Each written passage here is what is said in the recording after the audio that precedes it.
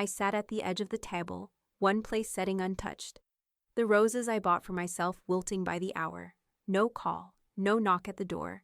Just silence, thick and deliberate. He's busy, I told myself. Though the ache in my chest knew better. On the day meant for mothers, my son chose absence. So I chose something too. The one thing he never saw coming. All right, before we dive into this crazy story, do me a favor, subscribe and tell us where you're watching from. Elaine Pierce woke at 6:32 a.m., not to an alarm, but to the familiar groan of her bones, greeting another Pacific Northwest morning. A soft gray light filtered through the sheer curtains of her bedroom window, diffused by a sky thick with clouds that had hovered for days. It was Mother's Day. She didn't need a calendar to tell her. Her body remembered. She moved slowly but purposefully. The kitchen tiles were cold under her slippers.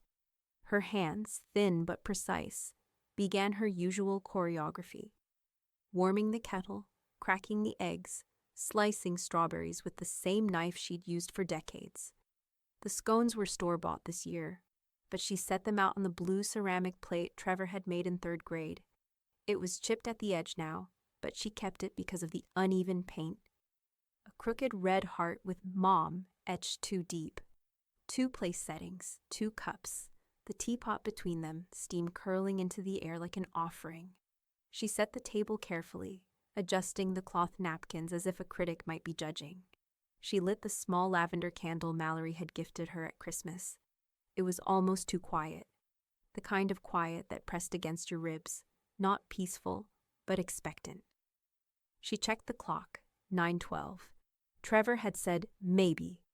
That vague, slippery word, not a yes, not a no, just enough to keep hope alive. But she had written the card by hand anyway, signed it, always Mom. Even placed it in an envelope with a little gold sticker she hadn't used since his high school graduation. She sipped her tea and waited. By 10:15, the eggs were starting to cool. She reheated them on the stove, pretending it was just a timing misfire. She adjusted the chair opposite hers, aligning it with the edge of the table, fluffing the cushion slightly. She did that thing she did when she was nervous, brushing invisible crumbs off a spotless surface. By 11:40, her stomach was beginning to tighten with something that wasn't hunger. She reached for her phone, no missed calls, no messages. She checked her email just in case. Nothing but a promotional coupon for windshield wipers and a forwarded joke from Cheryl about a dog that cooked breakfast. She didn't cry. She told herself that was important, that she not cry, not for this. She sat down and began to eat. The eggs had gone rubbery and the tea was tepid, but she chewed each bite as if it were part of a ritual. Because it was. She took her time with the scone, even though it was too sweet. She wiped her mouth with the napkin. She looked across the table often, never for long. When she stood, her knees ached with the slow rise. She collected the plates quietly, stacked them like a waitress at closing time, rinsed each one. The chair across from her remained pulled out, untouched. The second cup still had its full pour of tea, gone lukewarm and floral. She washed that cup last. Her hand hovered over the sink's edge as she looked at it. The delicate porcelain cup with its faint blue vine pattern, the one he used to call her fancy teacup. The one he'd sipped from when he was 7, legs swinging from the kitchen stool as he asked, "Do real kings drink tea too?" She washed it in slow circular motions, her hands gentle, as though it might crack under too much pressure. She dried it with a good towel, the one embroidered with forget-me-nots. Then she returned it to the cabinet like a fragile secret. Back in the dining room, she extinguished the lavender candle with 2 fingers, the smoke rising in a twist like breath from a question unasked.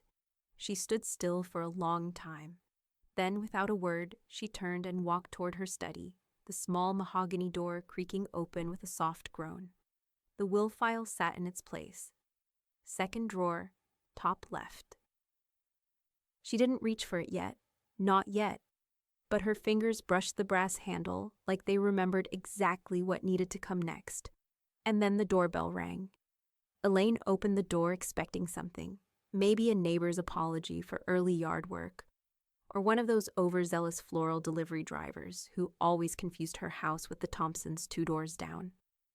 But it was just air, empty porch, no note, no package. Just the damp green quiet of the street outside, and the faint scent of someone's lawn freshly mowed. She stepped back in, shut the door slowly, and let the latch click close like a punctuation mark. The study called to her again. This time, she didn't pause. She walked straight to the second drawer, pulled it open, and took out the estate folder, cream-colored, thick, labeled neatly in her own careful handwriting. She sat down at the desk, ran a hand across the embossed cover, then opened it. There, in Lance Ritter's tidy legalese, was the life she'd planned to leave behind. Trevor's name appeared in bold type, designated heir, executor, sole recipient of her estate, her house, her modest savings, her books. Even the antique clock in the front hall, the one her grandfather had brought over from Vermont in a wagon when the Pierce family still believed in heirlooms. Her eyes caught on one line. To my only son, Trevor Pierce, I leave the sum of my life. The sum of my life. She stared at the phrase, heart hitching with something more complex than pain, something closer to recognition. Because the sum, she realized, wasn't only the value of her home or her fading possessions. It was the decades of effort, the attempts, the forgiveness, the calls that always went to voicemail, the messages answered with a thumbs-up emoji, the birthdays skipped, the holidays delayed, the ache made casual. She remembered her last birthday, a voicemail sent 3 days late. Hey, sorry I missed the actual day. Things got a little wild. Hope it was a good one, though. Love you. No mention of her turning 75. No card, not even a candle. The folder suddenly felt heavier in her lap. A soft knock at the back door startled her, then the clink of a key in the lock. Only one person used the back door without asking. Elaine? Cheryl's voice was warm, worn, and just a little bit winded. Brought you lemon poppy seed muffins. The good ones from Wheeler's, not the fake healthy kind. Elaine called out from the study. Back here. Cheryl appeared in the doorway with a bakery bag and her usual no-nonsense expression. Her silver-gray hair was swept into a bun that had mostly surrendered by now. She took one look at the folder on Elaine's lap and let out a sigh deep enough to carry 1,000 Sunday mornings. You were alone again? Elaine didn't answer right away. She closed the folder gently and placed it back on the desk. She looked up, eyes dry but set. Motherhood isn't supposed to be optional. Cheryl didn't flinch.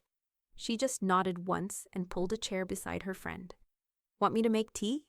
No, Elaine said, standing. I need to write something. She walked to the hallway cabinet and rummaged through the bottom drawer until she found a brand new journal. A hardbound one, navy blue with gold-edged pages she'd been saving for something meaningful. She brought it to the kitchen table and sat with a pen. On the first page, she wrote the title slowly, deliberately, The Other Kind of Mother's Day. Cheryl, watching quietly, finally spoke. So, what's next? Elaine didn't answer directly. She flipped to the second page and began writing. Her pen moved slowly at first, then faster. She didn't stop until her hand cramped. By then, Cheryl had boiled water anyway, poured 2 cups, and slid a muffin onto a plate. Elaine looked up. I need to call Lance Ritter, she said. Tomorrow. Cheryl took a sip of her tea. You're sure? Elaine nodded. Yes. She closed the journal. Just then, her phone lit up on the counter. A message from Trevor. Sorry, been slammed all day. Hope your Mother's Day was okay. No punctuation, no apology, no call. Elaine stared at it for a long time. Then, without a word, she pressed her finger on the screen and deleted it without reading the rest. Elaine didn't move after deleting the message. Her thumb hovered for a moment above the dimmed screen, as if it might light up again and offer something, anything, real. But silence was all that answered. Not the warm kind, the hollow, indifferent kind. She turned the phone over on the counter, screen down. By 10 a.m. the next morning, she was sitting across from Lance Ritter in his downtown office, the smell of fresh coffee and legal papers strangely comforting. The waiting room had changed, new throw pillows, different receptionist, but Lance was exactly the same. Neatly pressed shirt, tortoiseshell glasses, and that quiet, reliable presence that made him feel more like a lighthouse than a lawyer. He glanced at the familiar manila folder on his desk and gave her a patient smile. "What are we working on today?" Elaine folded her hands in her lap. "A revision." "To the will?" "To my intentions," she said evenly, then softer. "Yes, the will." Lance nodded, unsurprised. He'd known her long enough to read between lines, even the unspoken ones. "Any changes to executorship?" "Yes. Remove Trevor." He clicked his pen, the only sound in the room for a moment. "Replacement?" he asked gently. "Not yet. For now, just make it blank. Placeholder. And I want to start discussing charitable distributions." Lance began taking notes, his handwriting precise. "Any particular causes?" Elaine stared at the leather trim on the edge of his desk for a moment. "I'm still deciding, but I want something that grows, something that outlives disappointment." He paused, looking at her. "This isn't reactive." "Is it?" She met his eyes squarely. "It's restorative." Lance nodded again, as if that word settled it.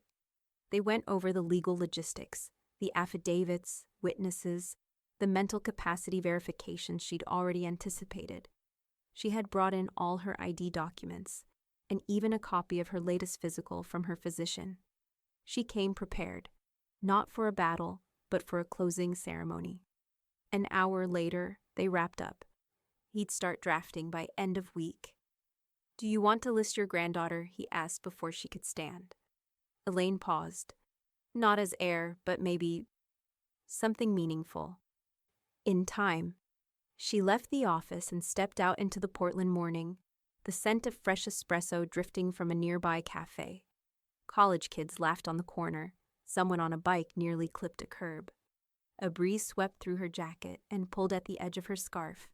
She walked with purpose, but didn't head straight home. Instead, she turned down a block she hadn't walked in years, stopping by a tiny stationery shop she used to visit before the world got too digital. Inside, she took her time, running her fingers over linen envelopes, pale blue ink, thick creamy cardstock. She picked out a simple folded note set, no floral design, no pre-written sentiment, just blank space, honest space. That night she sat at her desk, the same desk that once held Trevor's second-grade finger paintings, now cleared of all but the essentials. She took out one of the cards, uncapped her pen, and began to write. "Dear Mallory," the words came slowly at first. She didn't mention her father, not once. This wasn't about judgment or legacy. It was about connection. It was about what hadn't been broken. She told her granddaughter how proud she was, how Mallory's visit last Christmas had lit something inside her she thought had gone out. She wrote about tea and rose gardens, and the way Mallory had laughed at that terrible Hallmark movie they watched while snow fell quietly outside. No apologies, no explanations, just love. Elaine folded the note carefully and tucked it into the envelope. She sealed it, pressed it flat with her palm, then set it gently atop her journal. When Cheryl stopped by the next morning, she found Elaine in the garden, gloves muddy, knees stiff, face calm. "Did you do it?" Cheryl asked, setting down a thermos of warm cider on the porch rail. Elaine nodded. "It started." Cheryl took a long sip and studied her. "You're not bitter, you're just not blind anymore." Elaine gave a small smile. "It's funny how clear things get once you stop squinting." The wind rustled the leaves. A pair of mourning doves took off from the fence, wings clapping the air. Inside, on Elaine's kitchen table, the envelope sat waiting, addressed, stamped, and just a few inches from the door. And across town, Mallory picked up her phone, hesitating before typing a message of her own. Elaine was on her knees in the side yard, hands deep in soil, when she heard the soft crunch of footsteps behind her Hey, Grandma. The voice was gentle, uncertain, familiar in a way that pulled tears to the surface before she could blink them back. She turned. Mallory stood at the gate in her vintage hoodie and black jeans, her arms wrapped around a small rose bush in a terracotta pot. The roots were wrapped in burlap and plastic, a makeshift bow tied loosely around the base. A tag fluttered against the side. Queen of Elegance. Elaine's breath caught. It's for you, Mallory said, lifting it. Late, I know. I didn't know if I should come, but Elaine didn't let her finish. She stood up slowly, knees aching with protest, and wrapped her granddaughter into an embrace that spoke in a language neither of them had used enough lately. I'm so glad you did, she whispered. They knelt side by side in the garden bed, where Elaine had once tried and failed to grow tomatoes. The space had long since gone wild, soft with moss, a few violets pushing up defiantly where they hadn't been planted. Mallory removed the plastic wrap, while Elaine loosened the soil. Together, they made space for the rose bush, like they were making space for something else too, something unspoken but deeply needed. As they patted the earth back around the roots, Mallory brushed dirt from her jeans and looked over. Do you think it'll bloom? She asked. Elaine nodded, eyes still on the rose. It already has. They sat on the back steps afterward, drinking lemonade that Cheryl had dropped off the day before. Mallory picked at the label on the bottle. So, school's okay, she said. I might change majors. Again. Elaine smiled. That's allowed. It took me 3 tries to find library science. I've been writing music again. Just little things, not for anyone else. For yourself, Elaine said. That's the best reason. There was a pause. Mallory looked out toward the garden, then spoke quietly. Dad's not great at emotional things. He doesn't know how to show up. Elaine didn't flinch. I know. He says he cares. But it always feels like a voicemail. Elaine set her glass down on the step beside her. I'm no longer waiting for him to learn. Mallory nodded, but her eyes welled anyway. I'm sorry if I remind you of him sometimes. Elaine turned to her, voice soft but firm. You remind me of the best parts, the parts he left behind. They sat like that for a while, the sun warming their shoulders as the breeze moved through the budding lilac bush along the fence. Birds chirped. Somewhere, a lawnmower started. But here, in this small patch of earth, time bent gently for them. Later that evening, after Mallory had gone, after she'd hugged her twice and promised to come next weekend, Elaine returned to the study. She sat at the desk and pulled out a fresh sheet of paper. Not legal, not official, not yet. She titled it Legacy Letter, Draft 1, and then slowly she began to write. To the ones who chose me back. Her pen moved with more ease than it had in years. She wasn't writing instructions. She was writing meaning, memory, a different kind of inheritance. When she stopped, she had only finished the first paragraph, but it felt like turning the key in a long, locked room. She slid the page under her journal and turned out the desk lamp. The room dimmed to a soft amber. As she stepped into the hallway, her phone buzzed once on the console table. A text. From Trevor. Mallory told me she came by. Can we talk? Elaine didn't open it. Not yet. But she didn't delete it either. Elaine spent the next morning in her attic, not looking for anything in particular, just following the impulse that had woken her before sunrise. The air was dry and faintly sweet, like aged paper. She opened a storage trunk lined with quilted fabric, the one labeled Trevor, School plus Misk in her younger handwriting. Underneath report cards and macaroni art was a bundle of letters tied with string now gone brittle. She carried the stack to the old rocking chair near the dormer window and opened the first envelope. 1996. Your kindergarten teacher says you won't stop reading aloud to the gerbils. I think that's wonderful. 2002. I hope the basketball team is what you wanted. If not, it's still okay to say you'd rather draw.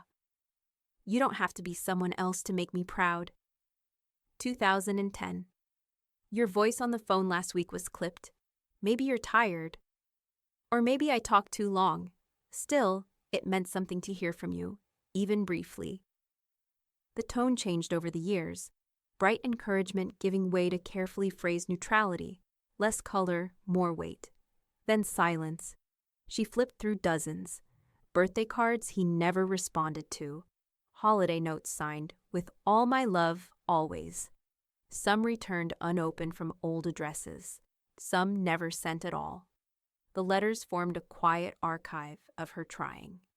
The rocking chair creaked as she leaned forward, pressing the bundle to her chest like it might still warm her. Her jaw clenched, but no tears came, not yet.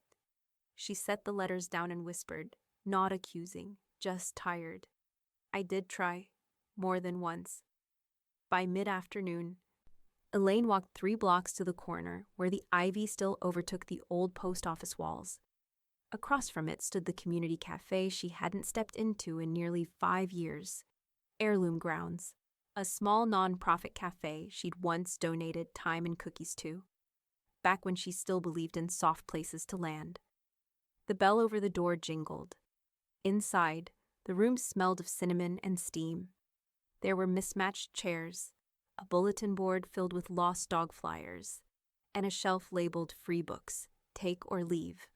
At the counter, a young woman was organizing baked goods with methodical care.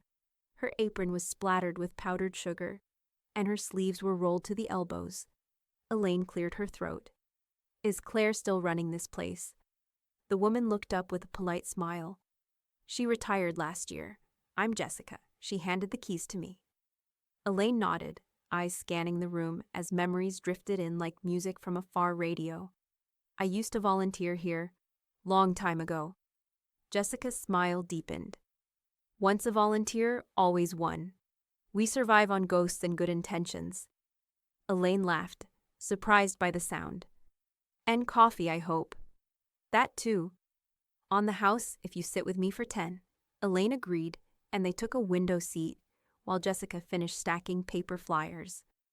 I coordinate the support program now, Jessica explained. We offer space for kids aging out of foster care, jobs, scholarships, peer groups. Most of them come in thinking no one's going to stay. We try to prove them wrong. Elaine listened carefully, her eyes softening as Jessica spoke of the 21-year-old who'd never had a birthday cake, the 17-year-old girl who still hid granola bars in her sleeves just in case. I can't give them everything, Jessica said. But I can give them somewhere to start. Elaine pressed her napkin tightly between her fingers. And someone who stays. Jessica looked at her. Exactly. The emotion snuck up on Elaine, slow, then sudden. Her voice caught, so she didn't speak. She just nodded and reached for the worn journal she always carried in her bag now. She wrote a note to herself on the last blank page. I found someone who actually needs what I can give. That evening, she called Lance. I want to talk about a scholarship clause, she said, and community legacy options. Lance sounded surprised, but only for a beat. I can pull together the paperwork. Good, Elaine said, because I think I've just found where it belongs. She hung up and stood at her kitchen sink, looking out at the small rose bush now catching the last of the light. The petals had started to open, and her phone buzzed again. Trevor, again, this time calling. The voicemail came at 11:17 p.m. Elaine had already brushed her teeth, folded the Afghan on the sofa, and turned down the bed. She wasn't asleep, but she was done for the day, the kind of done that settled in your bones. The phone buzzed once, lit up against the dark wood of her nightstand. She didn't reach for it right away. She simply let it flash. Once, then again.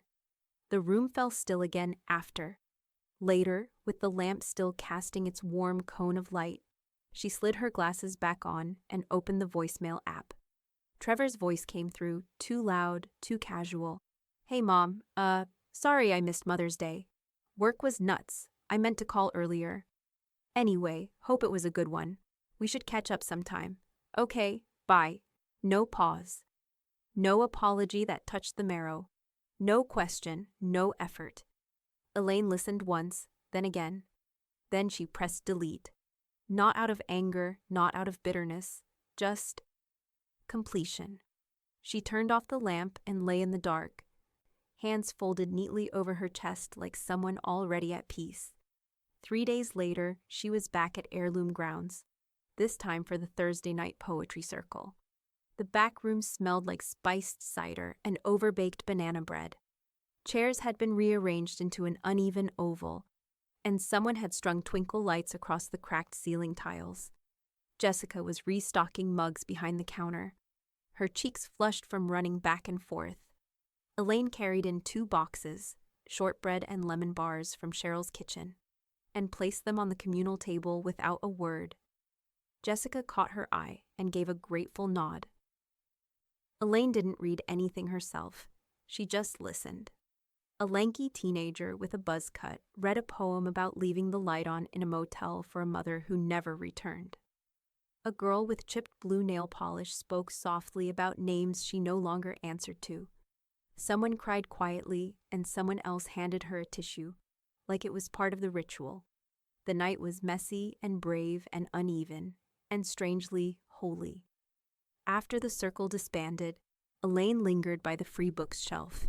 She left 2 titles she'd been ready to let go of, Bird by Bird and Leaves of Grass. Jessica approached her, wiping her hands on her apron. "You always bring the good cookies," Elaine smiled. "Cheryl says sugar is its own kind of ministry." Jessica laughed. "I believe that." Elaine tilted her head. "You have a donation program, don't you? Quiet ones. I saw the jar." Jessica nodded, cautious. "We do. Most of the funds go straight to job training and transit passes." Elaine reached into her coat pocket and handed over a folded envelope. No note, no explanation. Just a check, neatly filled out and unsigned on the memo line. "Use it where it'll last," she said simply. Jessica looked stunned, but didn't speak. Just placed her hand gently over Elaine's. "I will." That weekend, Elaine sat at her kitchen table with a blank piece of paper and a familiar pen. Not legal paper, not the journal either. This letter wasn't for family, or not the kind that came by blood. She began slowly. "Jessica, you don't know me, not really, but I believe in what you're doing. Not just because it matters, but because it endures." Her handwriting was slow, measured. The kind of writing you did when the words weren't rushed, when you finally meant every single one. She sealed the envelope, wrote Jessica, C.O. Heirloom Grounds, and placed a single daisy sticker on the flap. It wasn't meant to be cute. It was the only thing in the drawer besides Christmas seals. That afternoon, Cheryl stopped by, wind-chapped and holding a small bundle of fresh mint. "You're glowing," she said, setting the herbs on the counter. Elaine gave a soft shrug. "It's just the kitchen light." Cheryl squinted. "No, it's something else. You're giving where it grows." Elaine turned back to the sink, smiling faintly as she ran cool water over the stems. Maybe for the first time in a long while. That evening, Elaine stepped outside to place the envelope in the cafe's donation mailbox. The air smelled like rain, even though it hadn't fallen yet. A woman walked past pushing a stroller. A man hummed to himself on a nearby bench. Life carried on. Her phone buzzed in her coat pocket again. Another call from Trevor. She watched the screen blink 3 times, and this time she didn't even listen to the ring. She just slipped the phone into her pocket and walked away. Elaine sat across from Lance again, her fingers lightly resting on the edge of the oak conference table. Outside the windows, the city moved in slow rhythm. Buses sighing at red lights, damp clouds rolling low over the Willamette. Lance slid the new draft of her will across the table. "Final version," he said, "unless you change your mind again." "I won't," she replied, voice quiet but firm. He walked her through it line by line. The legal language was sterile, but the meaning was not. 10% to Mallory, allocated directly toward an educational trust in her name. No strings, no stipulations. The majority, a structured endowment, renewable every year to the Heirloom Grounds Scholarship Fund, to support young adults aging out of the foster system. Elaine had worked with Jessica to design it with dignity in mind. No applications that asked for trauma summaries. No essays explaining pain for pennies. And nothing to Trevor. Not a line. Not a token. Not a mention. Lance cleared his throat gently. We've included a notarized affidavit of sound mind.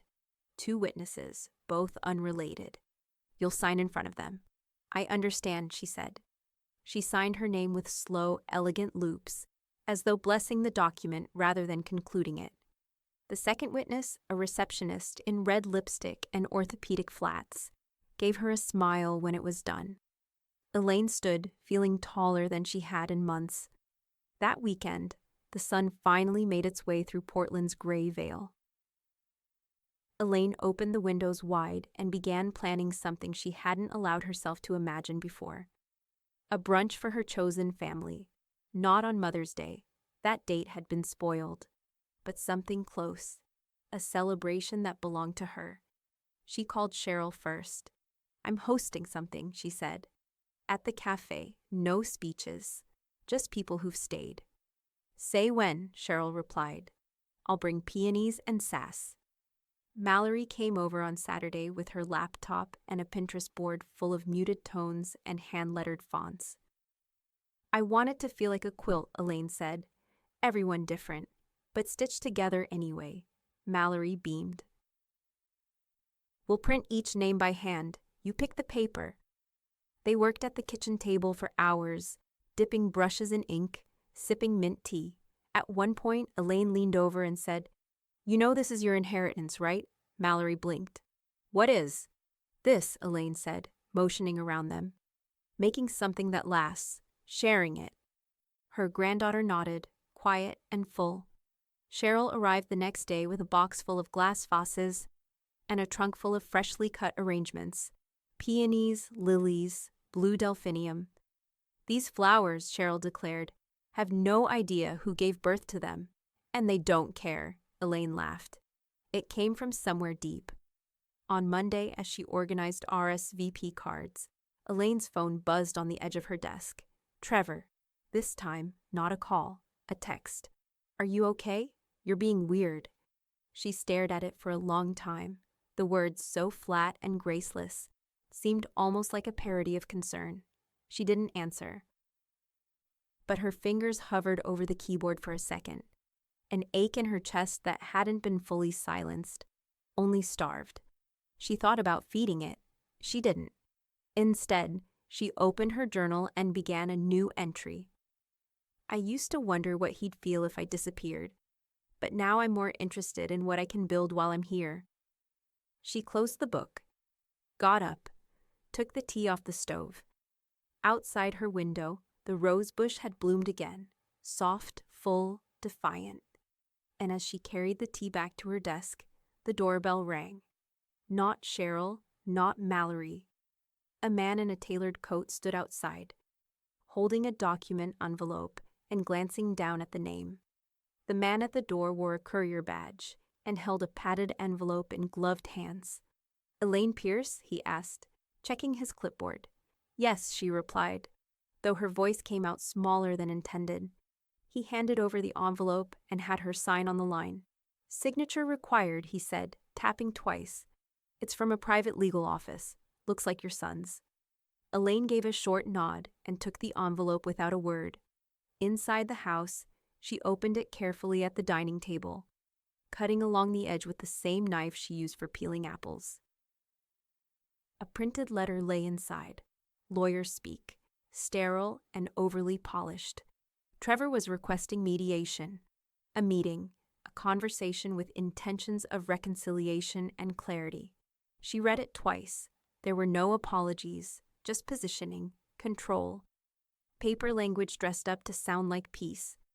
Elaine folded the letter, slid it back in the envelope, and set it aside, not with anger, but with finality. The next morning, she poured herself a cup of tea, cleared off the writing table, and took out her nicest stationery, the kind she used to save for sympathy cards and handwritten thank you notes. She took her time, choosing her words like heirlooms. Trevor, there are no missing pages. Nothing left unsaid. The choices I've made are not about punishing you. They are about honoring what I've lived, what I've learned, and who has shown up. This is not cruelty. It's clarity. There is nothing more to discuss. She signed it plainly, Elaine, then sealed it, placed it in a thick envelope, and drove to the post office herself. No drop box, no shortcuts. She waited in line behind a man mailing birthday balloons and a woman sending a care package to her niece in Tulsa. When it was her turn, she looked the clerk in the eye and said, "Signature required. Certified mail."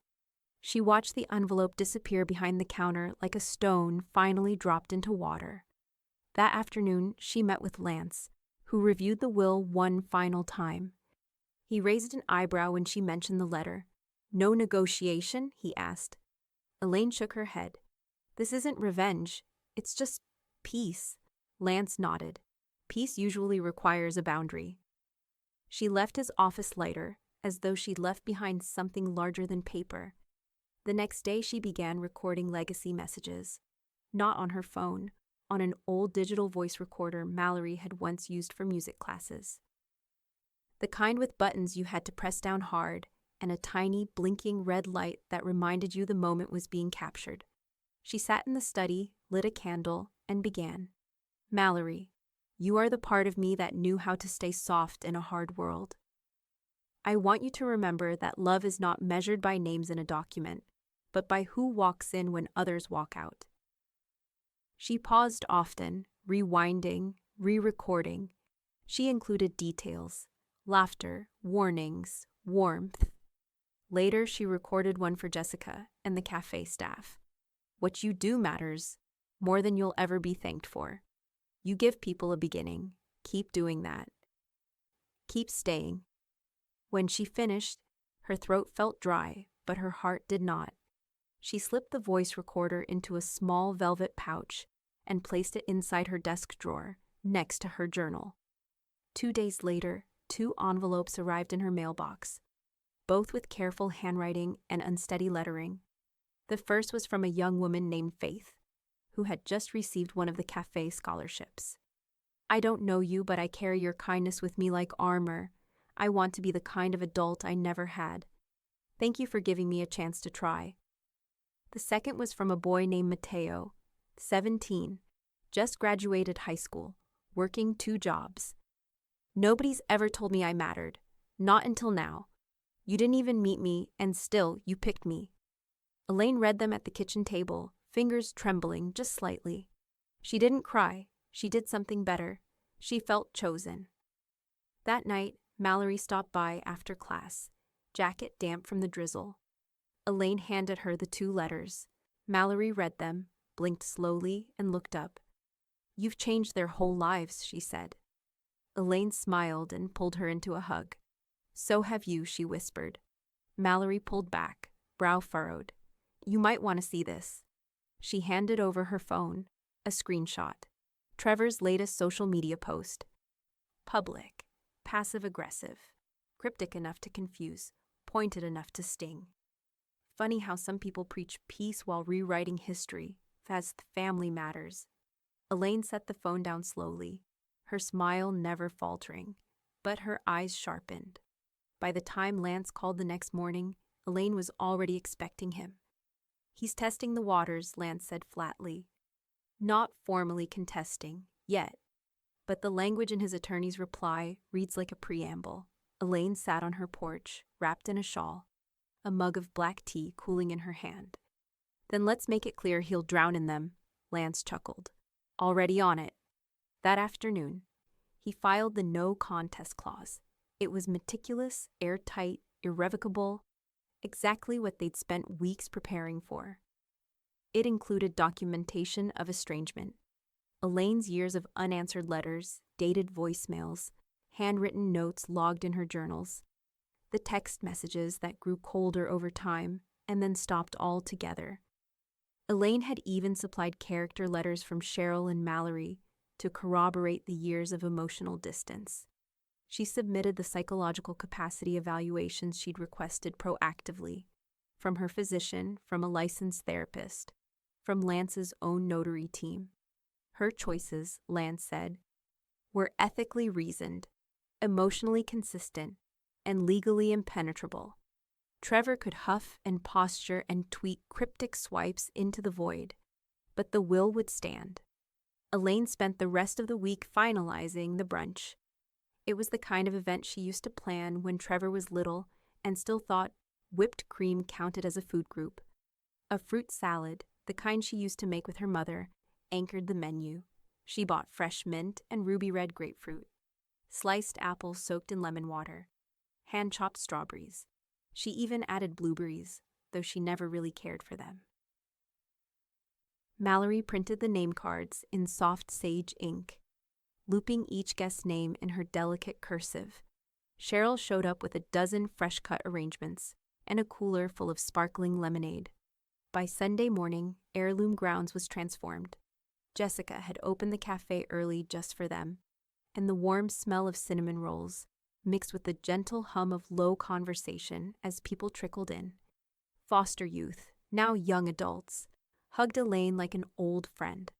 A shy girl named Talia offered to play acoustic guitar.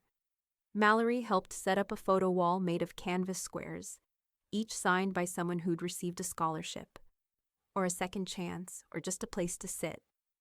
Elaine moved through the space like a woman hosting her own resurrection. At one point, Cheryl leaned over and whispered, "You know, he missed every moment, everyone that could have counted." Elaine looked at the room, not searching for Trevor, but seeing who had come instead. "He's not getting the memory," she said softly. "They are." She stood near the pastry table, scooping fruit salad into small glass cups. Jessica clinked her spoon to her glass gently. "Can I say something?" Elaine nodded once. Jessica gestured toward Elaine with open palms. Some people plant trees they'll never sit under, and some people, like Elaine, plant gardens and invite everyone in. So today, we bloom because of you, the room applauded. Elaine flushed but didn't flinch. She gave a quiet thank you, not loud enough to stop the clapping, but enough to feel heard. Later, as the crowd thinned, Mallory joined her at the photo wall. One canvas, unsigned, sat in the corner. "For your name," Mallory said, holding out a pen. Elaine smiled and shook her head. "No," she said. "It's not for my name. It's for the ones I left room for." She picked up the pen anyway and wrote, in delicate strokes, "To the people who stayed." That night at home, she poured herself a glass of white wine and lit a candle at the kitchen table. The house was still, but not empty. It hummed with the kind of silence that followed fullness, not absence. Then her email pinged. One new message. From Trevor's lawyer. Subject line, intent to mediate, final notice before filing. Elaine didn't click it, not yet. She closed the laptop slowly, then stood, walked over to the record player, and put on her favorite Ella Fitzgerald vinyl. She turned the volume up just enough to drown out the sound of a voicemail beginning to play on the landline in the next room. The photo arrived in the mail a week after the brunch, tucked in a simple craft envelope, no return address, no message. Just a glossy 4x6 image captured mid-laugh. Elaine standing in front of the cafe's photo wall, head tilted back, Mallory on one side, Jessica on the other. The light hit her hair just right, catching the silver and making it shine like a crown. She studied it for a long time at the kitchen table. There was no need to crop, no need to adjust anything. No one was blinking, no one was faking it. It was a photo of her life exactly as she meant it to be. Elaine chose a frame from the guest room closet, one that used to hold a family portrait from 1997, the last year Trevor had willingly posed for anything. She slid the new photo in and set it on the mantel in the living room, directly beneath the clock her grandfather had brought from Vermont. A quiet replacement, no ceremony, just truth. That Saturday, Mallory came over with a cardboard box full of cleaning supplies and a Spotify playlist titled Operation Attic. Elaine let her lead. They climbed the narrow stairs, ducking cobwebs and stepping around bins of forgotten holidays and abandoned hobbies. The air was thick with dust and memory. Mallory found the trunk labeled Keepsakes, Elaine. Inside were paper dolls, letters from pen pals in Ohio and Montana, a faded corsage from prom, and a silver locket tucked in a velvet pouch. She held it up. "This yours?" Elaine smiled gently. "My mother gave it to me before my wedding. It was her grandmother's. I wore it exactly once." Mallory opened the locket. Empty. Just delicate filigree and two blank ovals where photos had once lived. Elaine took it, held it in her hand for a moment, then pressed it into Mallory's palm. "It's for yours someday." Mallory's eyes softened. "Are you sure?" "I've never been more." They left the rest of the attic untouched. Some things could wait. Some things didn't need to be touched again. That evening, Elaine sat with Lance in his office one last time. He reviewed the final directives. Cremation, no formal obituary, no service. Instead, a simple gathering at the Café Garden if anyone wanted to remember her. Music optional, cookies required. "No announcements," she said. "No fuss." "Understood," Lance replied. He logged her decisions with quiet care, tapping each line into his system with a calm that steadied her. "I'll file this with the estate. Everything's complete." Elaine exhaled, long and slow. "Then so am I." She walked home alone, umbrella folded against the first soft raindrops of the evening. The sky was the kind of pink you couldn't name. The wind had a kindness to it. Back inside, she changed into her slippers and reheated a bowl of lentil soup. As she carried it to the living room, her phone buzzed on the armrest.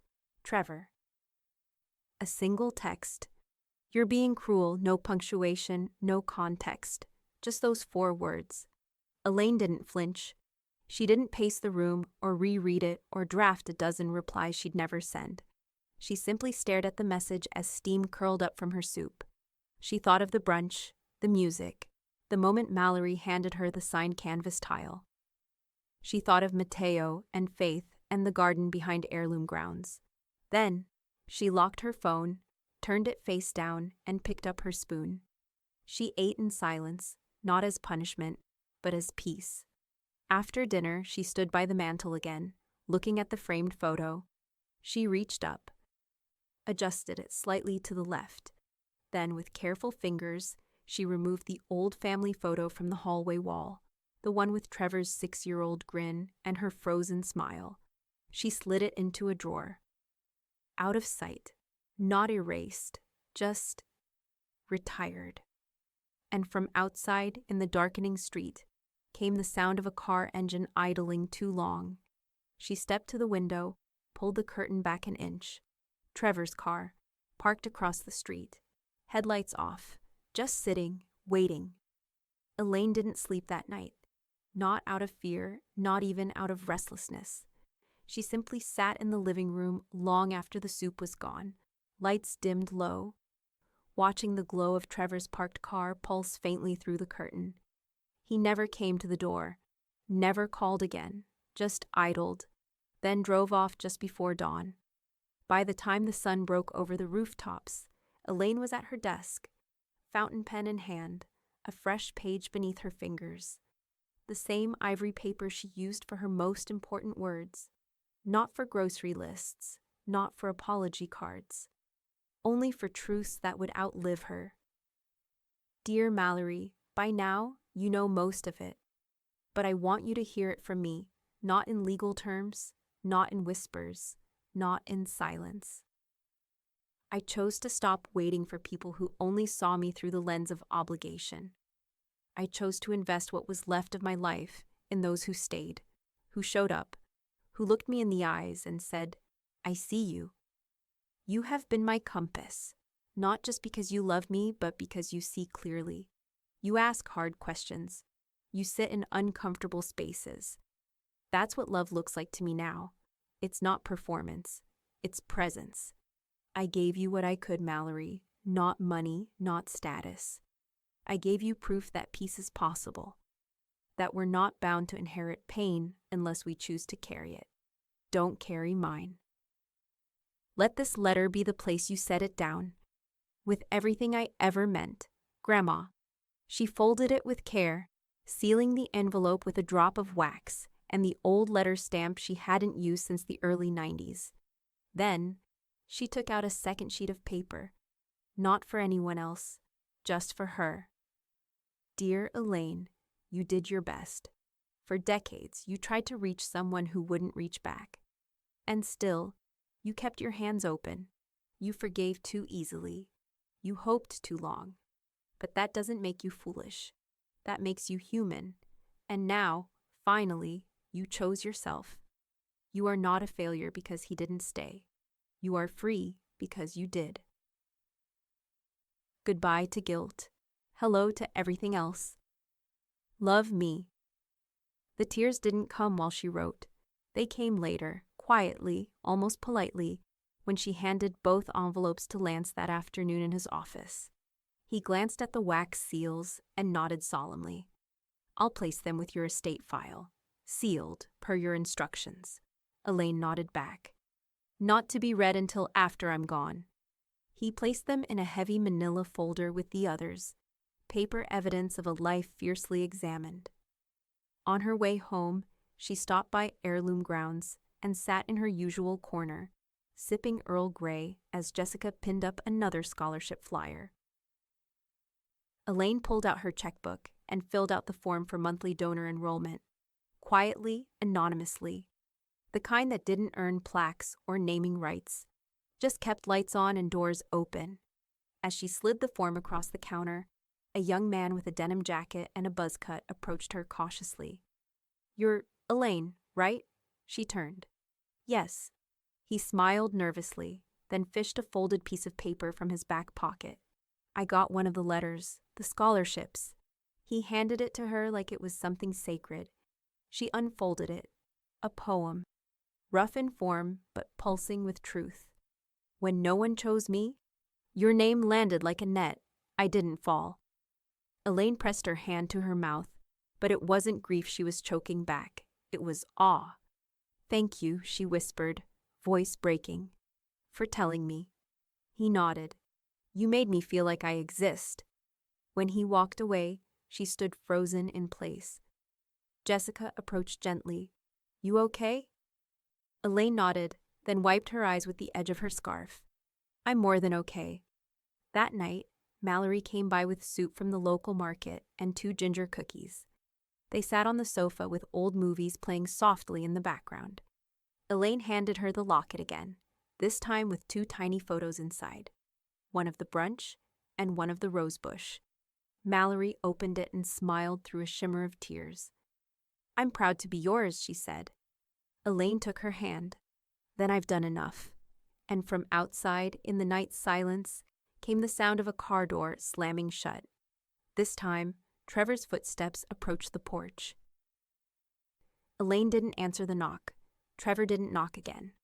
She heard his footsteps retreat after a moment, slow and uncertain. Then the engine sputtered back to life. By the time she reached the window, the car was already turning the corner, its taillights swallowed by the dark. The next day, a courier envelope arrived. She recognized the law firm's crest before she even opened it. Inside, another letter, a new one. The tone softened but careful. His attorney now suggested mediation, not conflict. A chance to reframe the circumstances. A proposed meeting to arrive at mutual clarity. Elaine scanned the first paragraph, then stopped. She slid the pages back into the envelope, taped it shut, and placed it on the far edge of the dining table, where bills waited to be shredded and catalogs went to die. She didn't need to read the rest. That evening, she called Lance. No response necessary, he asked. I'd like you to reply, she said, formally. Lance's voice never rose. I'll make it clear, no negotiation. Finalized. Thank you. She paused before hanging up, then added quietly, I don't need him to understand, I just need him to stop circling. That night, the air smelled like moss and sweet tobacco. Elaine stepped into the garden just after dusk, carrying a single candle in a glass jar.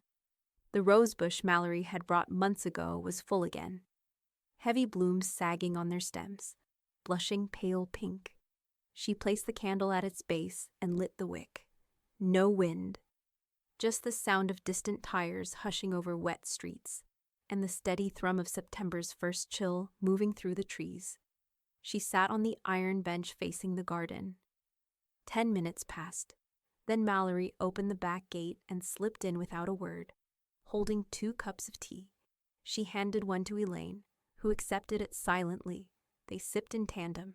No questions, no need for explanations. The glow of the candle flickered across their faces like shared breath. After a while, Mallory leaned her head on Elaine's shoulder. "I saw the envelope," she whispered. "I didn't open it," Elaine said. "Not fully. You didn't need to." Elaine looked down at her hands, wrinkled, freckled, still steady. "Some letters don't deserve an answer," Mallory nodded. They sat that way until the tea turned cold. The next afternoon, Cheryl arrived with a bowl of pears and her usual weather report. "Rain by Thursday," she said, "but the sky doesn't feel like it knows yet." Elaine invited her in, poured coffee, and told her about the letter.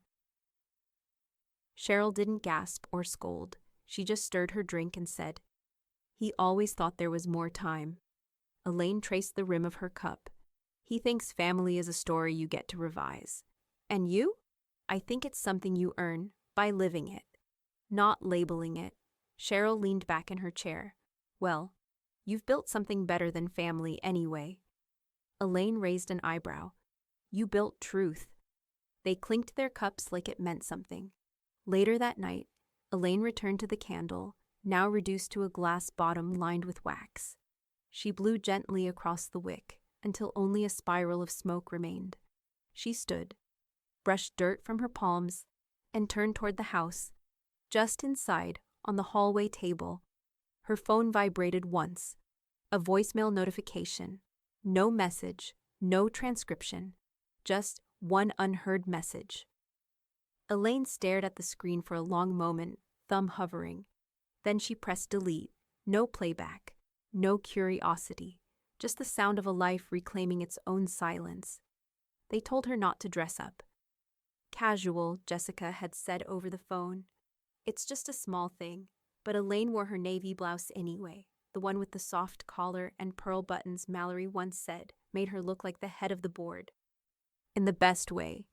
She arrived at the cafe just after sunset, the lights inside already aglow, the windows misted from the warmth of too many voices in a small space. It wasn't crowded exactly, just full. Jessica met her at the door, cheeks flushed, apron dusted with powdered sugar. "Come in," she said, voice catching on the second word. Elaine stepped inside. The front room had been rearranged. A new table, tucked beneath the side window, stood apart from the others, its wood rich and golden, freshly oiled. A simple brass plaque had been mounted on the edge. Elaine stepped closer to read it. "The Elaine Pierce Table, for those who stay. For those who see. For those who begin again." Her breath caught. Jessica's hand gently brushed her shoulder. "We wanted to do it now, while you could sit at it." Elaine didn't speak at first, not because she didn't have words, because, for once, she didn't need them. A few people clapped softly, a hug from one of the cafe teens. A folded thank you note slipped into her hand by someone she didn't recognize. Jessica was blinking fast. "You gave us a place to grow from." Elaine reached out and hugged her, not out of obligation, but with a kind of gravity that made the moment settle deeper. Mallory arrived a few minutes later, out of breath and radiant, carrying a small bundle of rosemary and lavender wrapped in ribbon. "For the table," she said, "from the garden." Elaine laughed softly. "You sound like a character from a fairy tale." Mallory placed the bundle gently at the table's center. Then, lowering her voice, "He never got what this meant. Not really." Elaine's expression didn't shift, but her eyes warmed. "And now," she said, "it doesn't matter." They sat at the table together for the first time. Elaine ordered her usual tea. Mallory got a cinnamon roll. Jessica brought them on a mismatched tray and said nothing more. The moment had already spoken loud enough. Later that week, Elaine met Lance one final time. The conference room was the same as always, quiet, functional, lined with books too pristine to have been read. Lance laid out the final trust documentation. "This will lock everything in place," he said. "No further changes without court petition, which in your case, no one qualifies to file." Elaine picked up the pen. "Is this the last signature I'll need to give you?" He nodded. She signed. The pen clicked shut like a door. Lance sealed the folder, then held it for a moment, two hands resting on top of it like a pastor closing a hymnal. "It's a good legacy, Elaine. It's a lived one," she replied. As she stood to leave, he reached for her coat, helped her into it like she was royalty. Neither said goodbye. It didn't feel like the end. Just another step in a story already finished in all the right places. Back home, she placed her tea on the windowsill and watched the evening settle over her garden. The candle glass from the week before still sat near the base of the rose bush, empty now, but clean. She would light it again next time. She turned toward the mantel, where the framed photo of the brunch still stood. She adjusted it, just slightly. The light from the window caught her silver hair in the reflection, and for a moment she saw herself as others must have that day. Not abandoned, not grieving, not afraid, but lit from within by her own hands. The table would still be there tomorrow. So would the garden. So would the letters. And as she stood in that golden silence, a single bird lifted from the fence post and vanished into the sky, its wings catching just enough of the light to be remembered. The flyer read, "Write your story, journaling circle with Elaine P." Small font, no headshots, no bios. Just a few words beneath it. Open to anyone with something to say and nowhere to say it. They met in the cafe's back room on Thursday evenings, between closing time and cleanup. Jessica kept the doors unlocked for an extra hour, the espresso machine quiet, the lights dimmed low. Candles flickered on each table. Everyone sat with notebooks instead of phones. Elaine brought her favorite fountain pen and a stack of soft-cover journals she'd found on sale at the bookstore. She gave them out one by one. First come, first believed in. Each week had a theme, what I thought love was, what I left behind, the apology I'll never get. No one was required to read aloud, but most of them did anyway. One Thursday, a boy in a thrifted vest and untied shoes read a piece called "The Last Time I Was Picked Up from School." His voice cracked in the middle, but he kept going. Another girl with neon hair wrote about the last meal she remembered before foster care. It was cold spaghetti, eaten in the dark. And one evening, after reading a poem about fear disguised as anger, a soft-voiced girl with a septum ring said quietly, "You remind me of who I wish I had." Elaine didn't respond right away.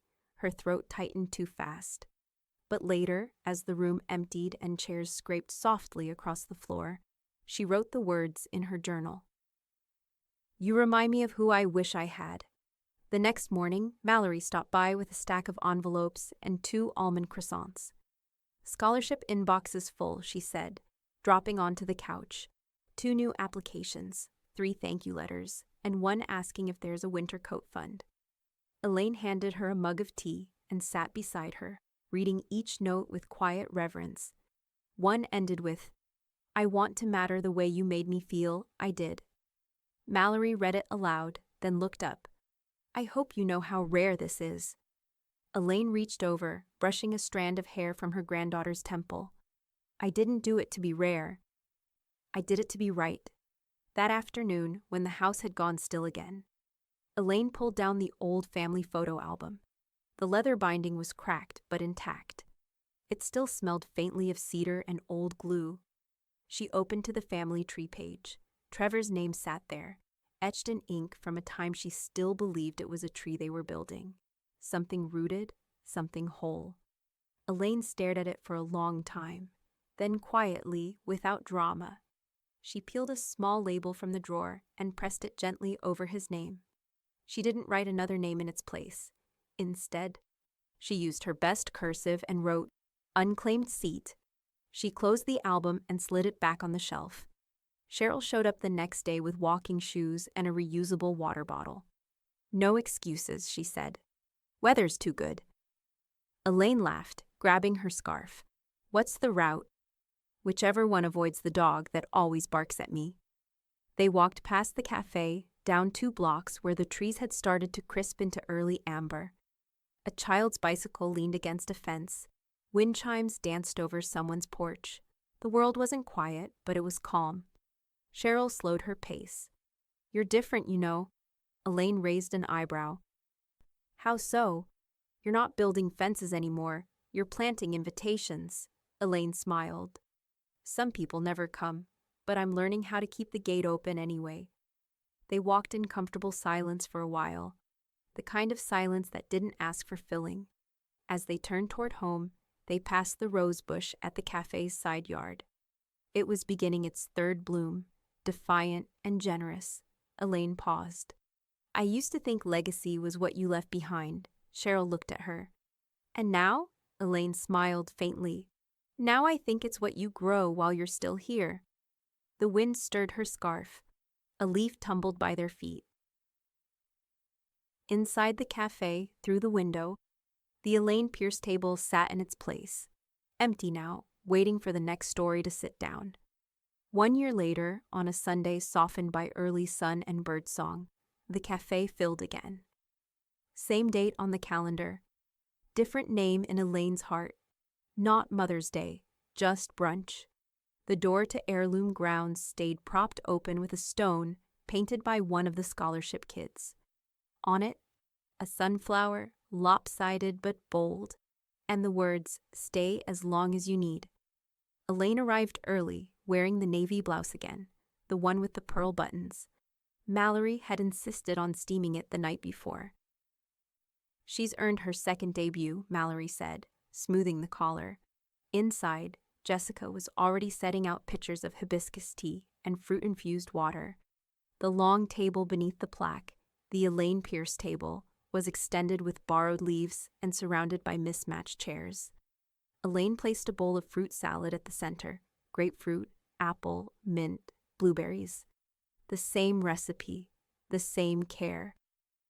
Guests trickled in. A boy from the journaling circle brought his boyfriend and a poem folded into a paper crane. Talia arrived with her guitar and a new nose piercing, shy as always until she started to play. Mallory flitted between tables with linen napkins and gentle bossiness, brushing crumbs from tablecloths and hugging people like it was her job. Cheryl arrived late, claiming traffic, though everyone knew she just wanted to make an entrance. She brought lilacs from her garden and wore a pin that read, "Blood doesn't make you brave." Jessica made a speech, short and sweet, voice cracking only once. Then Talia played an old jazz tune while someone, soft-voiced and new, stood up and read from a journal entry Elaine had once shared during the writing circle. They asked her permission first. She gave it with a nod. The entry was about beginnings. About trying again even when no one claps. About what it means to build something no one taught you how to build. Elaine listened with her eyes closed, the melody of her own words brushing through her like wind through curtains. Then she stood. She didn't make a speech. She didn't toast. She simply walked around the table one by one and handed out the bookmarks. Each handmade, each wrapped in twine, each pressed with a small tag that read, "You sat at my table, thank you for staying." Some smiled. Some cried. No one asked what it meant. They already knew. When she returned to her seat, Mallory leaned over and whispered, "No one's asked about him." Elaine looked around. Laughter bubbled near the coffee bar. Someone spilled lemonade and laughed harder. Talia played a second song, this one unrecognizable but warm. "No one needs to," Elaine said. Mallory's hand found hers under the table. Later, after the last scone had been wrapped in napkins and the last cup rinsed in the back sink, Elaine stayed behind to wipe down the table. Jessica tried to help, but Elaine waved her off. "I want to do this part." She moved slowly, methodically, her hands wiping each board of the table she never expected to be hers. Cheryl came in from the garden, carrying her bag and a half-eaten cookie. "You know," she said, "this may be the first Mother's Day I've seen you at peace." Elaine didn't look up. "That's because I stopped letting the title decide the meaning."